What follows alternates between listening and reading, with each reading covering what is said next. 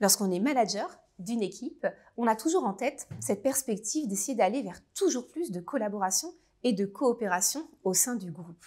Or, très souvent, on estime que cela devrait être naturel, spontané, puisque les personnes ont signé un contrat de travail, ont décidé d'agir au sein de notre entreprise, on se dit ils devraient coopérer, ils devraient collaborer de manière naturelle. Mais non, la coopération, la collaboration, ça doit se provoquer, ça doit se stimuler. On coopère parce qu'on a besoin des autres. Donc faites en sorte d'aider les personnes à comprendre pourquoi elles ont tout intérêt à collaborer et coopérer. Et nous allons voir dans cette vidéo 2 outils pour vous aider à stimuler cet esprit au sein de votre collectif de travail. Je m'appelle Nolwenn Bernat-Chassolan, je suis coach en leadership, consultante en management. J'accompagne depuis plus de 15 ans des entreprises, des dirigeants, des managers à pratiquer un management serein, un management efficace. Téléchargez ma masterclass pour découvrir les voies naturelles du leadership et vous aussi, commencez à réfléchir à votre pratique pour éprouver plus de confort. Abonnez-vous à ma chaîne YouTube pour recevoir également tous mes conseils en vidéo. Afin d'illustrer ce que je vous disais en introduction, c'est-à-dire que la coopération, la collaboration n'est pas spontanée, je vais vous raconter une petite histoire que j'aime partager en séminaire de formation. C'est l'histoire de l'origine de la démocratie et des raisons pour lesquelles on a senti qu'il était nécessaire et vital de coopérer, de collaborer de manière efficace à tous les niveaux de la société. Pendant très longtemps, l'art de la guerre a été l'art du héros, celui qui allait avoir une gestuelle guerrière incroyable et puis changer le cours de la guerre. C'était l'époque héroïque, l'époque des héros. Et puis à un moment donné, dans l'Antiquité grecque, la cité d'Athènes a décidé de fonctionner différemment et elle a créé une armée qui s'appelle l'armée hoplitique et une structure qui s'appelle la phalange grecque. Vous avez probablement des images qui viennent plus de Rome, qui s'est inspirée de cette méthode-là, puisque l'idée, c'est qu'un soldat qui possède un bouclier va, en portant son bouclier, protéger toute une moitié de son corps grâce à celui-ci et protéger la moitié du corps de l'autre avec son bouclier. Et c'est cette image du corps social qui a émergé, qui est ce que je fais va me permettre à moi d'exister, de me développer, de me sécuriser, mais tout ce que je fais a un impact aussi sur la manière de sécuriser la personne qui est à côté de moi. Et je vais le faire aussi parce que j'espère que la personne qui est de l'autre côté, elle aussi, va conserver le bouclier pour protéger la partie de mon corps qui, sans elle, serait totalement à nu face à l'ennemi.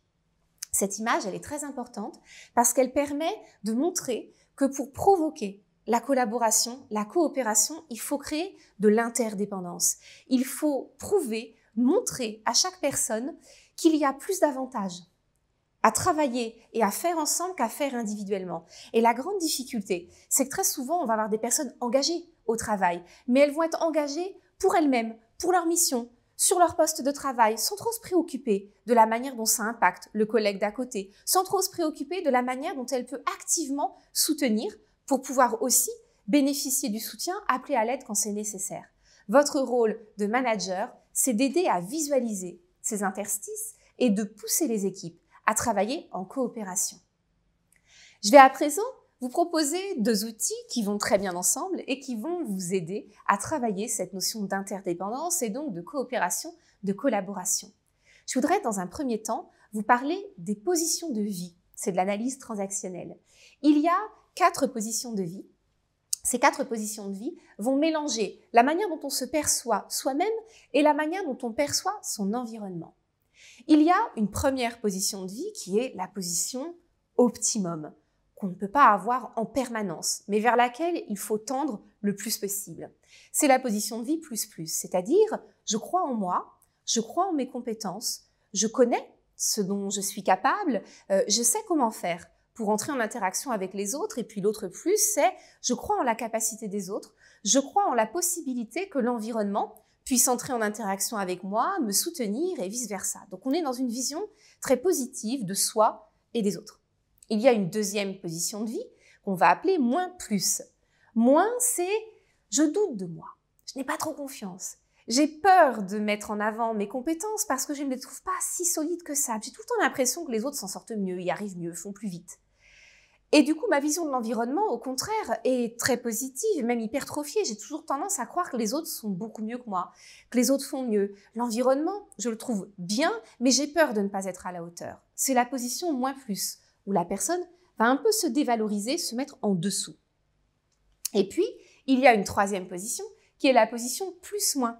La position plus-moins, c'est j'ai confiance en moi, je sais que je suis capable, par contre, je doute beaucoup des autres. Ils font toujours lentement, ils font jamais ce qu'on leur demande, ils sont pas capables de respecter les délais, etc. Donc là, j'ai plutôt une position où je me sens au-dessus. Je me sens plus capable. Je crois profondément en mes capacités et j'ai plutôt le sentiment que l'environnement me pose problème. Quatrième position de vie, celle évidemment à laquelle il faut échapper le plus possible, la position moins. Je doute de moi, je n'ai pas confiance en moi et je doute aussi de la capacité de l'environnement à me soutenir, à m'étayer, à m'apporter des choses positives. C'est évidemment une posture assez dépressive. C'est une posture qui peut arriver de temps en temps lorsqu'on vient de vivre un échec, on a une grosse déception. On va avoir un peu une traversée du désert, donc on peut avoir de temps en temps une position moins, mais il va être très important de se reconstituer progressivement pour aller vers la position plus. Pour créer de la collaboration et de la coopération au sein de votre équipe, en tant que manager, il est important d'agir sur les deux plans, c'est-à-dire à la fois faire du renforcement positif pour l'individu, pour que la confiance en soi de chaque membre de l'équipe puisse croître naturellement, de travailler les compétences, également pour que chacun, chacune puisse se sentir solide sur sa capacité de trouver sa place de manière positive au sein du groupe.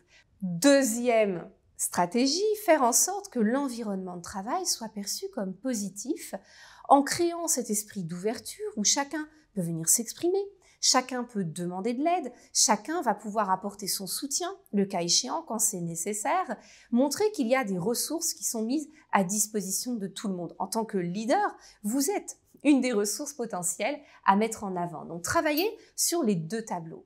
Cela va vous permettre de favoriser la perception de l'interdépendance.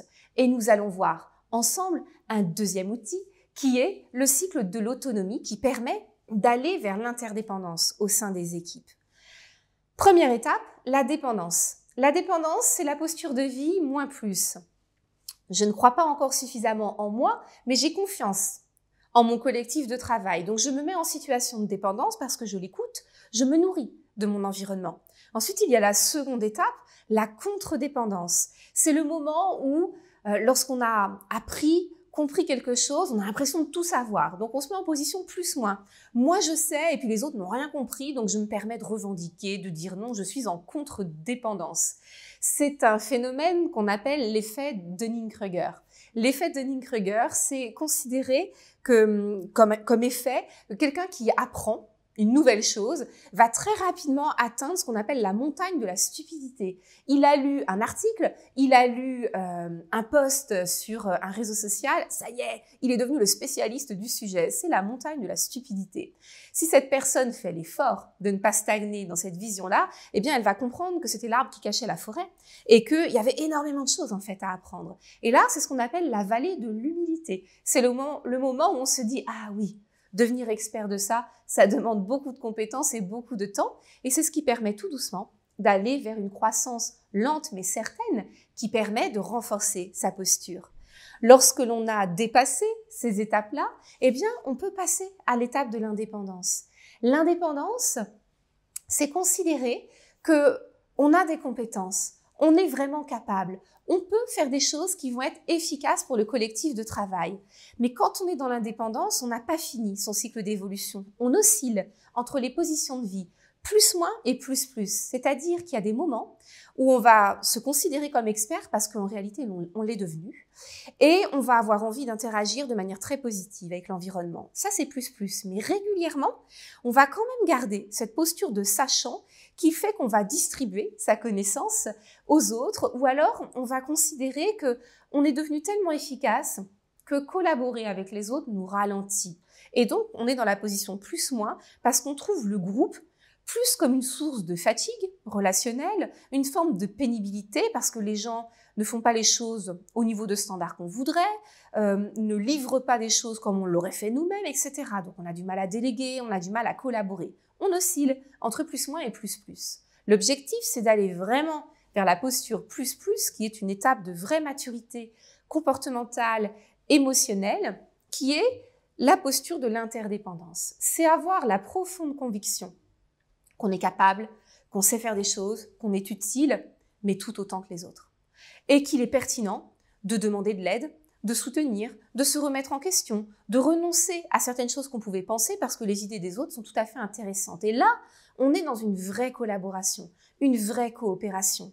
C'est à vous, en tant que manager, de pousser les personnes à aller de plus en plus vers ces positions de vie positives qui vont favoriser l'interdépendance. Et donc, encore une fois, c'est en renforçant positivement la personne individuellement, en la renforçant en termes de compétences, mais aussi en lui montrant tout ce qu'elle a à gagner à collaborer, en montrant la force du collectif, en capitalisant sur les réussites collectives, en prouvant que travailler tous ensemble, c'est beaucoup plus efficace, que le collectif est beaucoup plus que la somme des parties. 1 plus 1 n'égale pas 2. 1 plus 1 égale beaucoup plus encore. Et ça, c'est important de le communiquer à vos équipes. Voilà ce que je voulais vous dire sur la collaboration et la coopération. Ayez bien en compte ce principe qui est « ce n'est pas spontané ». C'est quelque chose que vous êtes là pour manager. C'est l'essence même du leadership. Faire en sorte que l'équipe se cimente, fonctionne ensemble et qu'émerge l'intelligence collective. Merci beaucoup d'avoir regardé cette vidéo jusqu'au bout. Si vous avez aimé, likez et surtout, abonnez-vous à ma chaîne YouTube pour soutenir mon travail et être au courant de mes autres vidéos. À très bientôt!